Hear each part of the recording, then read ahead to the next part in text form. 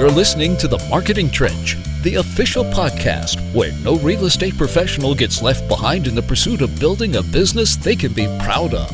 A podcast designed to help you build the foundation of a powerful real estate career. Join real estate experts Ricardo Bueno, Marketing Technology Director at West, Dustin Stevie, CEO of Lighthouse Escrow, and Scott Shang, partner at Bywise Mortgage and founder of Find My Way Home, as they bring you real-world strategies, marketing ideas, and solutions straight from the trench. Welcome to the Marketing Trench podcast, a podcast about marketing and sales strategies that we apply in our daily small business settings. I'm Dustin Stevie, the CEO of Lighthouse Escrow, here with Ricardo Bueno, who is recording me for the internets. He's the Marketing Tech Director at West.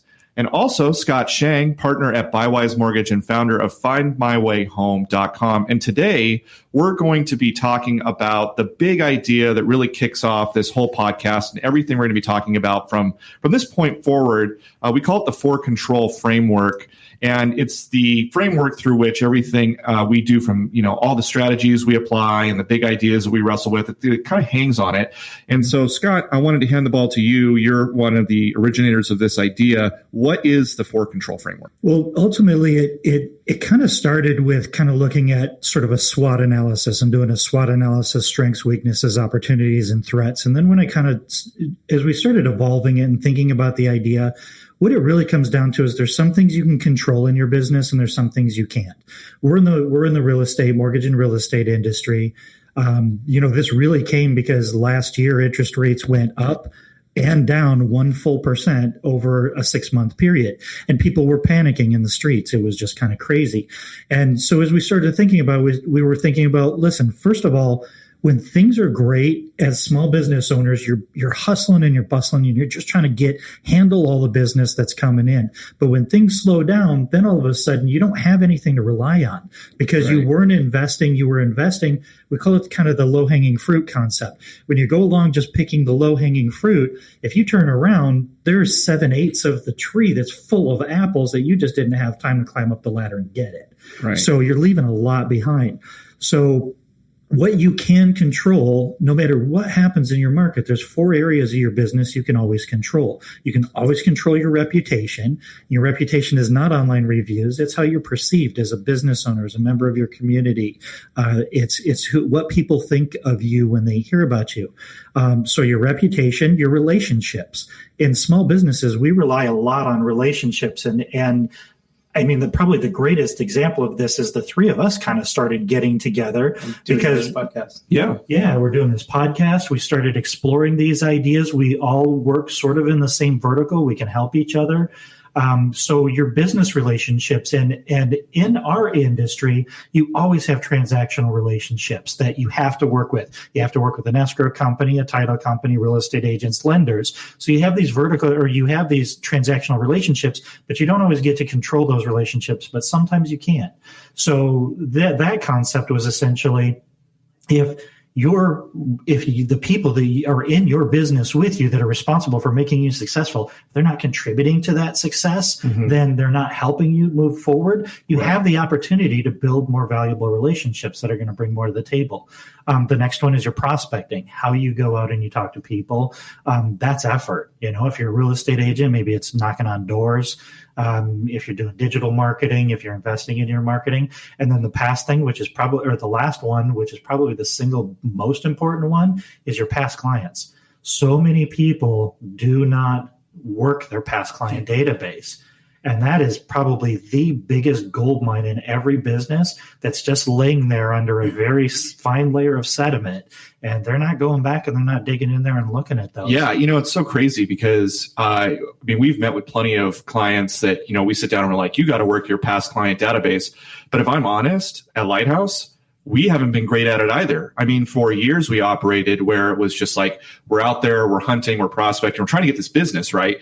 And we bring this business in the door, and then as soon as it closes, we celebrate and we keep focusing on the front end. But it's like, what are we doing on the follow-up? It was only in the last couple of years that we actually started hiring people just to work the past database. And I'm glad we did because, attrition rate is actually just as bad for a business as not being able to prospect new business.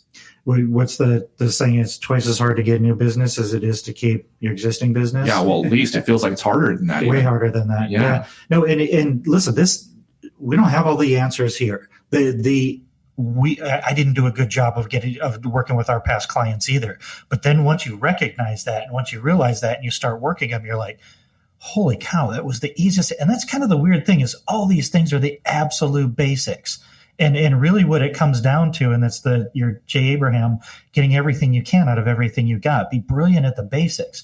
This framework, this is the foundation of any business, and anything can fit into it. And I love that you're talking about the fact that these are basic things, because I know that, the three of us, we sit down, right, when we're off mic, and we just start dreaming big dreams, right? It's like, got a dream that will never die, right? It's like squirrel, yeah. It's like 1,000 things. Yeah. And look, I mean, if any of us have ever been to an industry conference, we all happen to work in real estate. So if we ever go to a real estate conference, there's 10,000 products, 10,000 good ideas, lots of people get it. But the point is, at the end of the day, like it doesn't have to be that complicated. Really, what you got to focus on are really fundamental things. And we want to distract ourselves from the fundamental things, I think, because it's hard. I mean, why do you think we don't get the basics right? Yeah, that's a tough one. It's easy to want to look for the easy button in everything that we do. Yeah, 100%. And when we go to a convention, like Car Expo is coming up, when we go to convention, people are going to walk that floor and they're desperate for the easy button, and they see the easy button in every new product that's out there. Well, because we're in sales also, and sales is extremely difficult. And all of those conferences are set up at trying to make it seem easier than it is. Right. And that's kind of where the framework comes in, is when you see a shiny object, the first thing I always do is I say, great, how does it fit into my existing systems? Mm-hmm. Is it going to plug in seamlessly? Is it a closed environment?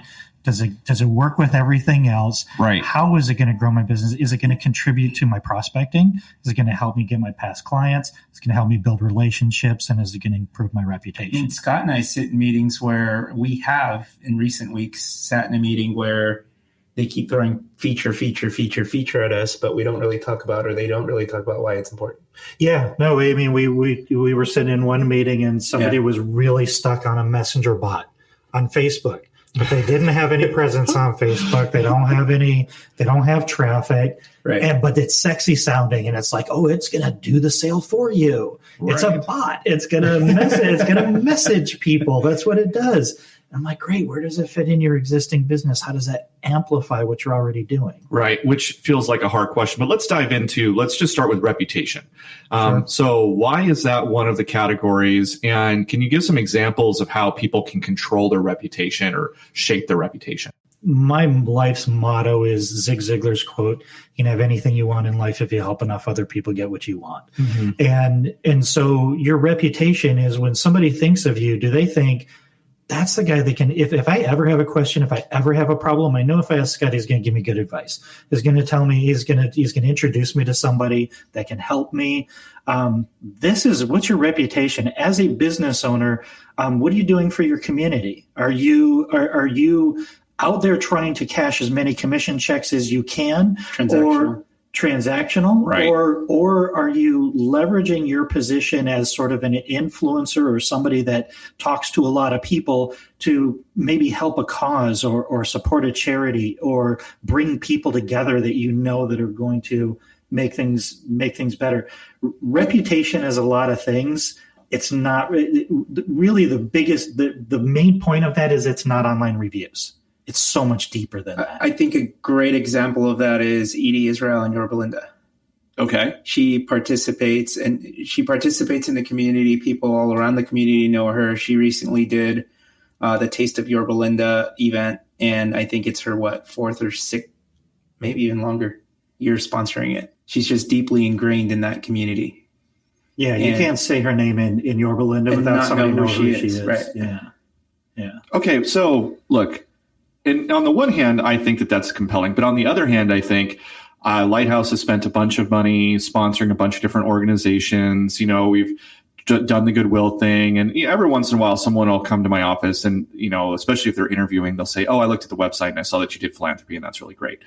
But reputation's a super hard thing to measure, especially if you're not looking at reviews. So how are you supposed to even know what your reputation is? How are you supposed to know that you're not just throwing your money away at causes, right? Like, this has to be directed somehow. There has to be some sort of metric. Yeah, it's not about purposely going out there and doing things. It's how you conduct yourself in your business. It really just is. It's online reviews are evidence of having a good reputation. Mm-hmm. So listen, it's not I don't know if it's something that you can necessarily define. I think it's easier to define what it's not. Yeah. I think it's easier to define what it's not is if I is going out, and this happens all the time to me. All of my friends will get together and, hey, let's review each other's business so that people think that we have like a lot of reviews. And right. I'm like, or you'll pay for the reviews. And that's, yeah. And sure, you can do that. And there's a thin veneer of having a reputation there, but it's not necessarily who you are. I wouldn't discount the importance of having online reviews, because I go out and I help agents with that, especially if they've been in the business for a while. Right. And the fact of the matter is, we live in a 5-star review culture. If we're looking for a restaurant, a bar, anything, where do we go? We go to Yelp and we look for 4 or 5 stars. But when you're talking to that client, you're saying, hey, listen, my business depends heavily. We live in a 5-star culture. Right. My business depends heavily on your feedback and to letting people know that I'm somebody that you can feel comfortable working with. And so are you actually delivering on that experience post-transaction? Yeah. That's interesting. So it sounds like then what we're saying here is reputation is not necessarily an objective metric. It's a frame of mind that then informs everything that you do. Correct. And so if you're thinking, for example, some charity comes to you and they say, hey, donate money to this charity, it's going to make you really, popular, you're going to get seen or whatever. And you're thinking, okay, I'm going to make this transaction so that I increase reputation points or whatever that's the wrong way to approach it. It's more of like, are you a generous person in general? And is your willingness to donate to a campaign, a cause or something like that, out of your being a generous person, or are you trying to transact your way to positive reputation? And if you're the kind of person who has a mindset of generosity, then as you conduct your business in lots of ways, not just donations, you're going to find that you gain a reputation of being a generous person, and that's what you should be going for, right? Just being generous, and not just, I talk about money, but really there's lots of ways to be generous: time, talent, and treasure, right? Are you giving your time, volunteering it, helping other people? Scott, you've been huge help to Lighthouse. And, we don't do business together, really. I mean, every once in a while we get an opportunity, but it's not like you're expecting me to be directing every single person I know to you for loans, right? Or talent. The three of us, we regularly sit in on meetings with people. There's, the stuff that we do with people, it's not like there's an expectation of reciprocity here or, quid pro quo. We don't operate that way. We're ethical people. And most of what we're doing, we do it because we love it and we want people to be successful. And, like you said earlier, it's if you, it's the Zig Ziglar idea. If you pour into people, then, you will be, as almost an accident of that, be successful.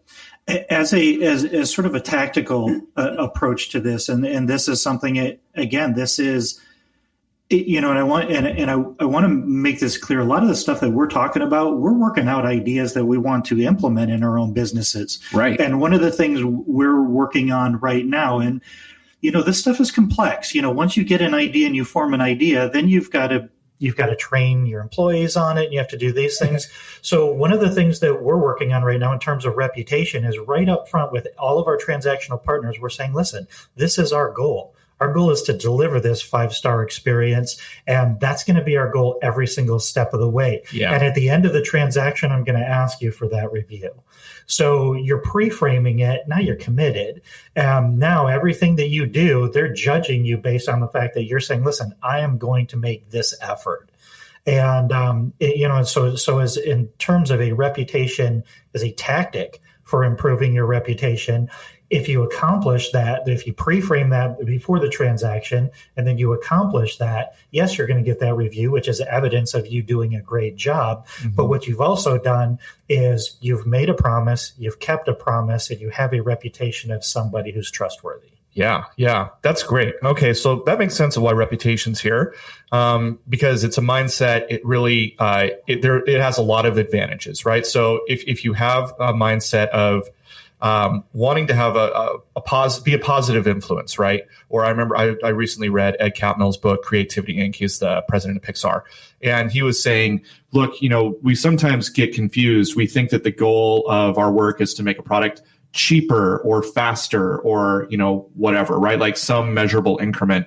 But really what you want to do is you want to aim at making a product great and then have those things sort of subordinated to it. Like we make it great for, in the way of making it more affordable or whatever.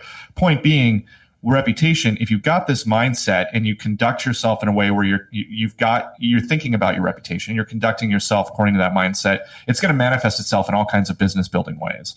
Yeah. And in a perfect world, it's going to prevent you from maybe getting lured into shortcuts. Yeah. Oh, that's really interesting. Can you say more about that before we go on to the next one? Sure. And this whole framework thing is I think of them as sunglasses, rose-colored glasses. So look at everything that you do. If you're going to make a decision, put it through the reputation filter. Is this going to improve my reputation? Is this going to contribute to how people think about me and how I run my business? How I'm perceived in the market. How am I perceived in the market? It is, yeah. I mean, does it synergize with the other things I'm doing? Correct. Does it contribute to does it contribute to the big picture? Does it contribute to the whole thing? And I think so many people don't think about how they think, how do I get that next deal? How do I get that next thing? I need money. I need to do this. And when you're in that mindset, you take shortcuts. You take shortcuts. You're like, what's the quickest path? And then the first, every time a speaker gets up on the stage and talks about the thing that they're getting paid for, you're like, yeah, that. I want that bot. I want that thing, whatever, Right, the easy way. So let's dive into relationships now, because that does tie into reputation, right? The company you keep. So Why is relationships in this? Relationships is in this because, and I run into this a lot as a lender, is if I'm talking to somebody else, like a real estate agent or something, they're saying, I've got this lender that I've worked with forever. Well, no, they don't do this. They don't do that. They don't do this. I've just worked with them forever. So what ends up happening is we get comfortable. We don't like change. We don't like change in any relationships, personal or business relationships. Yeah. But if you can cut that off and you can say, listen, personal is one thing, business is another. Business relationships, it's okay to build new business relationships. You don't have to feel obligated to do business with somebody who you've always done business with, because I'll be honest with you, it is very, very easy to get complacent when you're in a long-term relationship. It happens in marriages, it happens in business.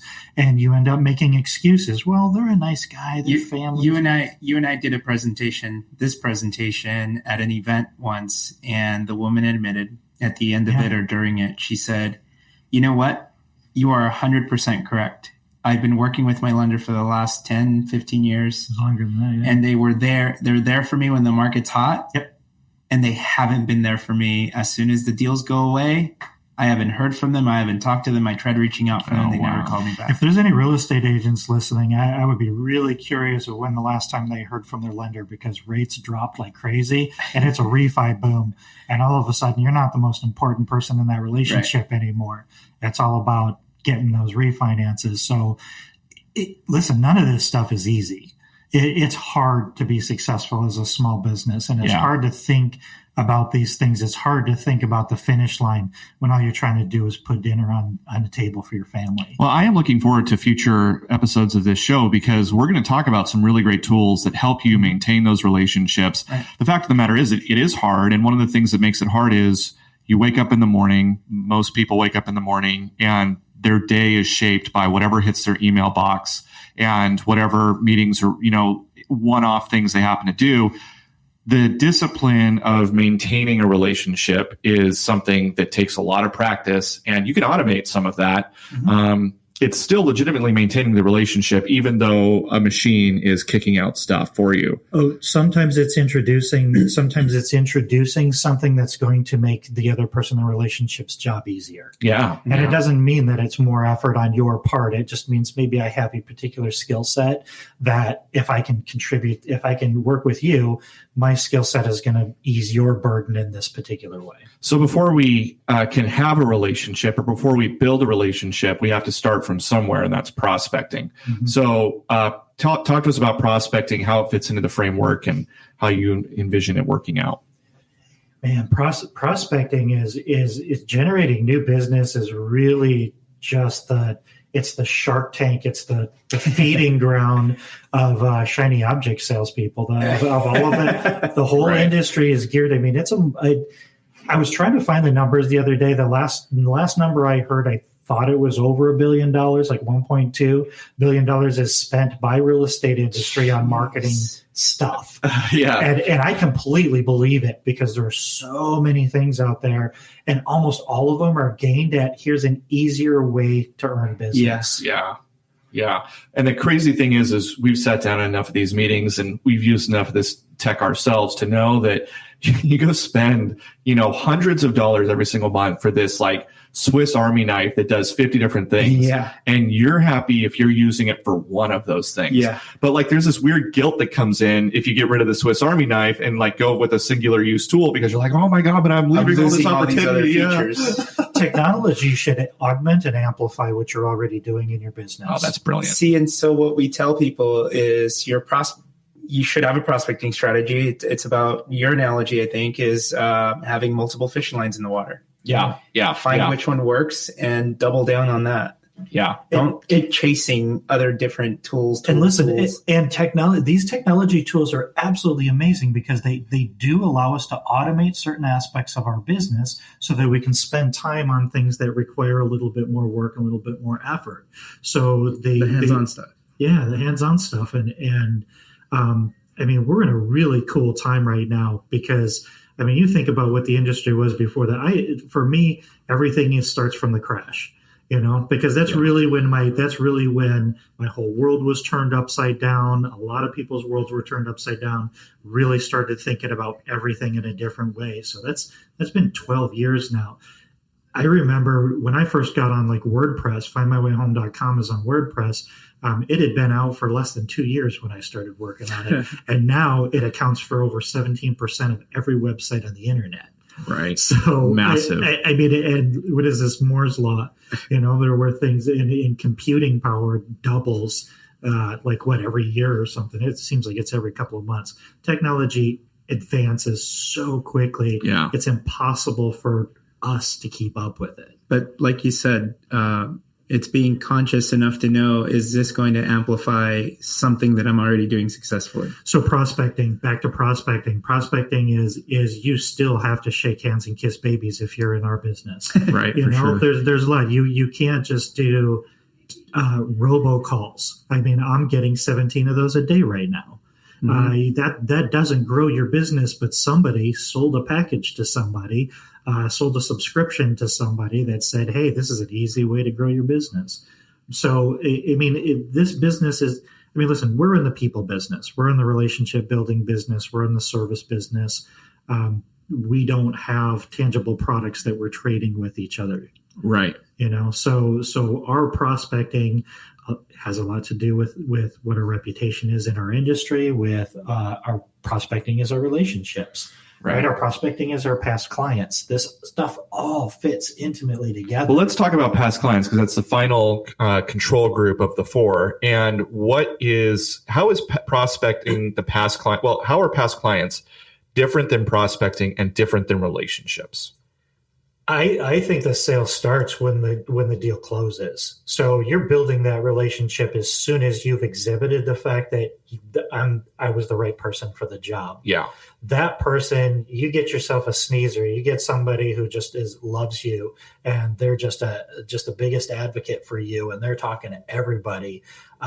That's staying in touch with your past clients, because, like you said, they don't need our services once a month. We're not a consumable. Right. We're a once in a lifetime or a couple times in a lifetime, or so once you build that, so you need to stay in touch with your past clients. You need to call them a couple times a year. You should be calling them quarterly.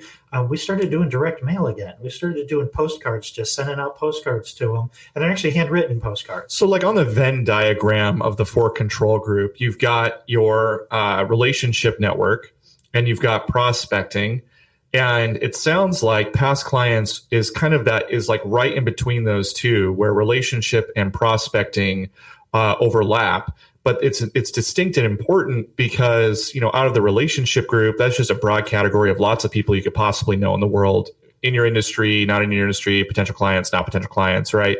And prospecting, again, is more of it's a practice, it's a habit, it's a discipline. What the past clients is, it says, hey, look, this is where your prospecting paid out once before. These people know your product or service, so they've got an informed opinion of it, and they are a strong source of referral business if you're good at what you do. So I see past clients as low-hanging fruit and, just like you said, a gold mine of opportunity.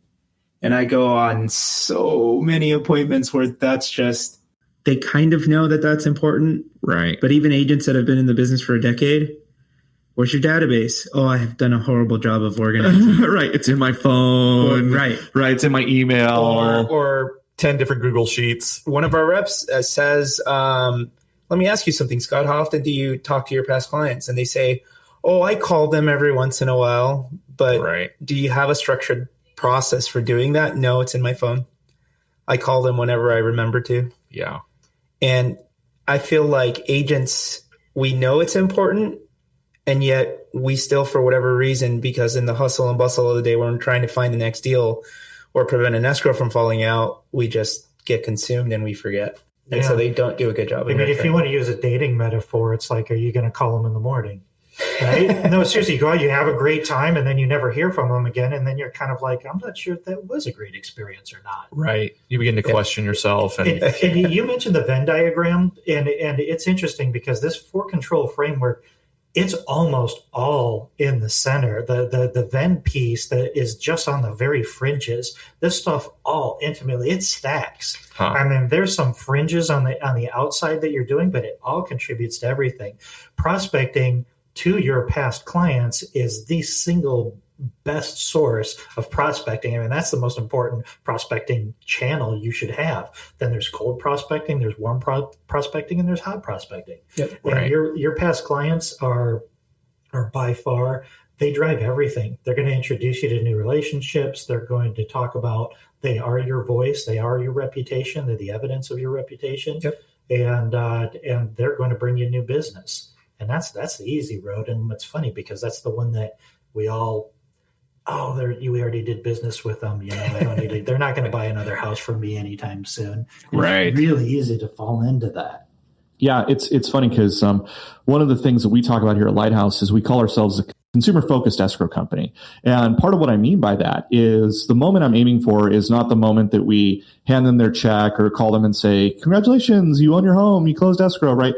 It's actually the moment that happens 2 weeks later when the person who sold their home is at the barbecue and someone else in their relationship network at that barbecue comes up to him and says, hey, Ricardo, you just sold your home, man. How'd that go?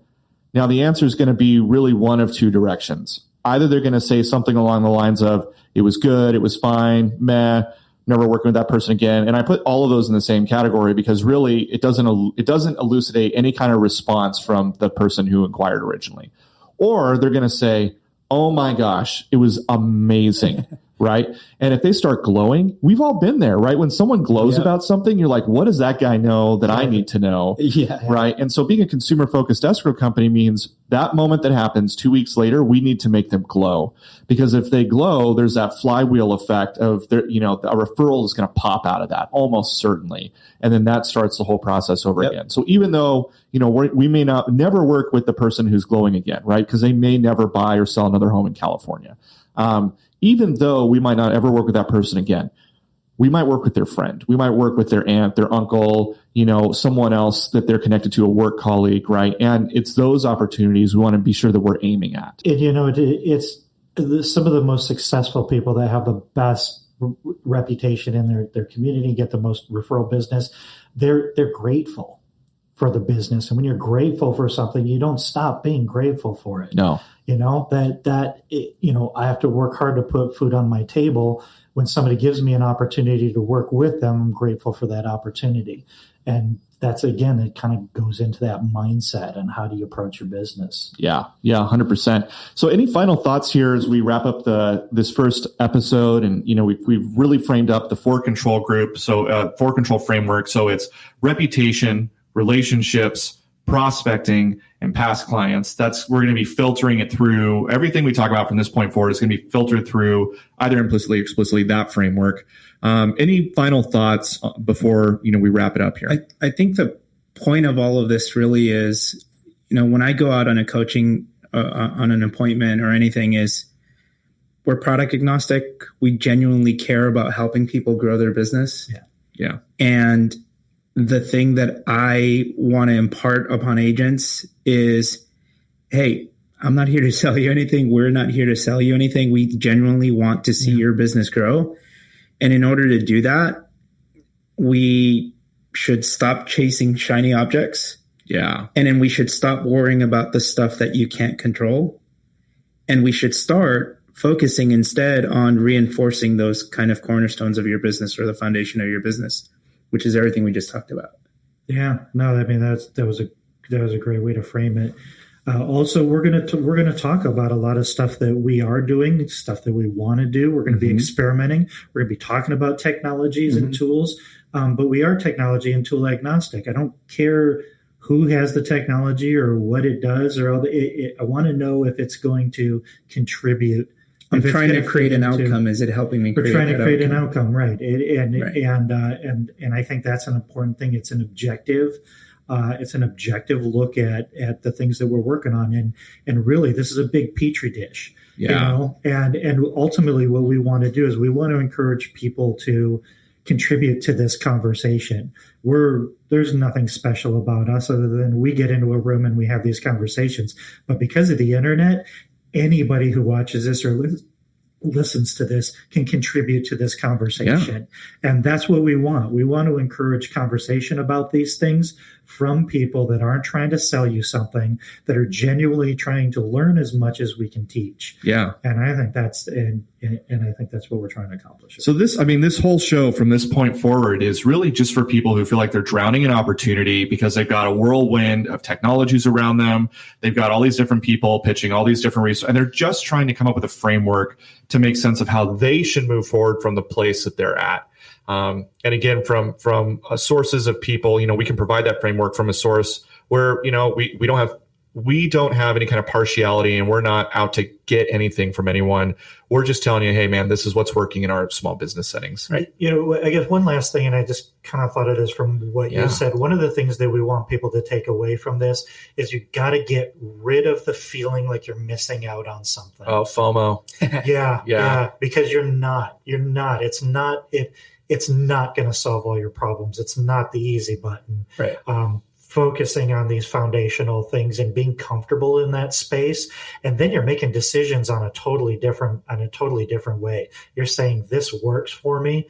How do I build on this? Not, do I pivot? I mean, we're not talking, pivot is fine, but doing a 180 and going in a different direction because you saw a webinar is just ridiculous. It's just going to throw your whole world upside down. Great. So we're trying to create some consistency in your mindset. I think that's a perfect place to wrap up. So you guys have been listening to the Marketing Trench podcast. Until next time, we look forward to talking with you about the next strategy and idea that we're working through in the trenches together. Have a good one.